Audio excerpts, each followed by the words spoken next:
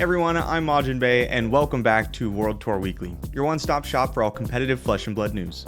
In last week's episode, we talked about how Compendium of Wraith has made its mark on the Silver Age format and what decks seem to be the strongest out of the gate. Today, we're mostly going to talk about how the meta has evolved from there now that we have the first week of ProQuest in the books. But before we get into that, LSS has dropped a pretty cool preview of some new Silver Age decks that we can look forward to. Let's check it out.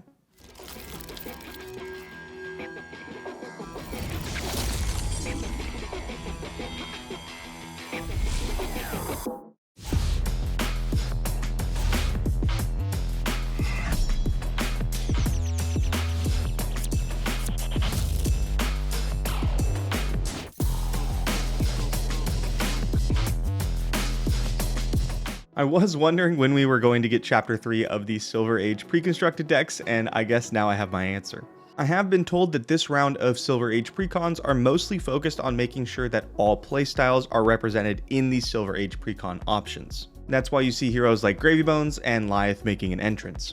LSS has also shared with me that in the Bolton Silver Age pre-constructed deck, Raiden is being downshifted to rare, that way it can be played in the format. You may have seen this coming. I am too excited about Blaze coming into the format. I don't really know how she's going to compete in the same format as Kano though. It seems like he's always been a stronger version of a similar effect. I will say that when I did play the Blitz format, I really enjoyed my time playing Blaze. She felt more like a fixed Kano. It also seemed that my opponents had a much better time playing against her rather than the original Wizard. In a format like Classic Constructed, that's not really something that I'm super worried about. But in a new player focused format, it will be nice for the Wizard class to have a more simple entry point that newer players can both play with and against. I was also told that seasonal voting will proceed as normal, so if Briar, for example, is voted out for the next season, this Silver Age pre-constructed deck will not be legal for that season. As exciting as all of that is, we do have to wait until June 5th to get our hands on them, so instead let's pivot to the current Silver Age format and week 1 of ProQuest Vegas results in today's Metagame Minute.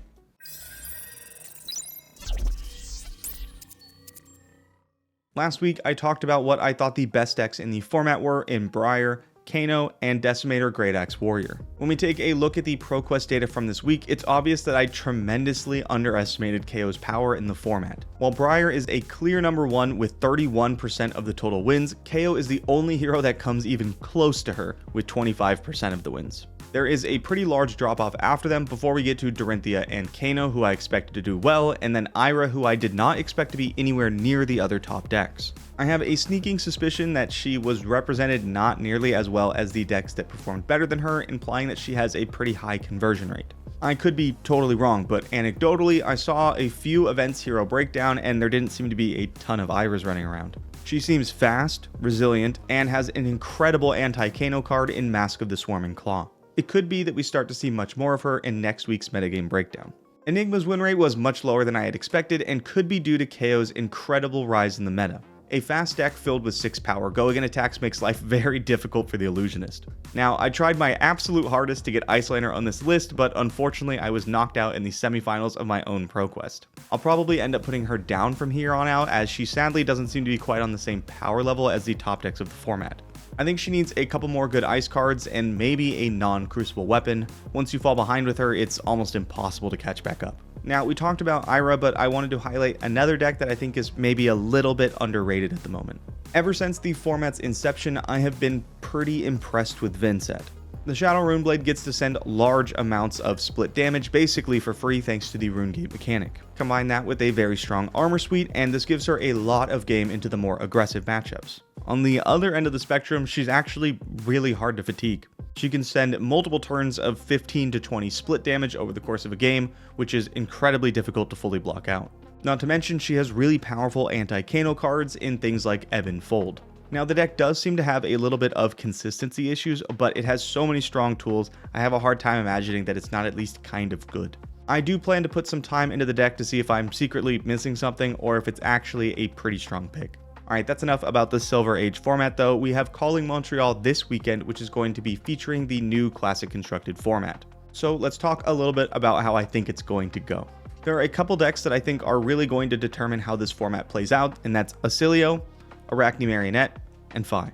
Starting with Arachne Marionette, it's not super surprising that this deck is on the list. They were super powerful pre-Compendium of Wraith. While the deck doesn't seem to have gotten any insane qualitative upgrades, I do expect it to continue to be strong into the new meta, especially now that Florian is gone.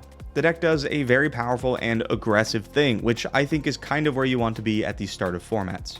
The issue comes in with the second deck on the list, and that is Acilio.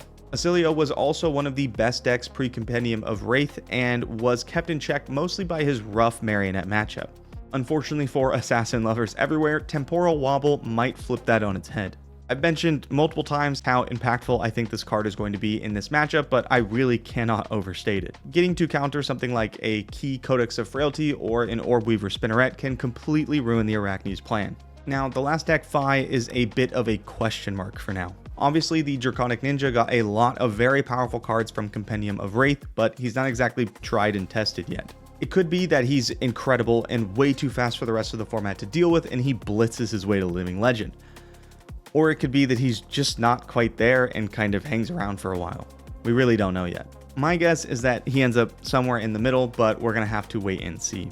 I'm definitely going to be keeping an eye out this weekend for some rogue decks that do better than I expect though. When you get sets like Compendium, it's easy for a one-class specialist like me to overlook things that dramatically overhaul a different hero that I don't have experience with. If you also want to get a head start on the classic constructed format, make sure that you tune into the live stream for Calling Montreal this weekend.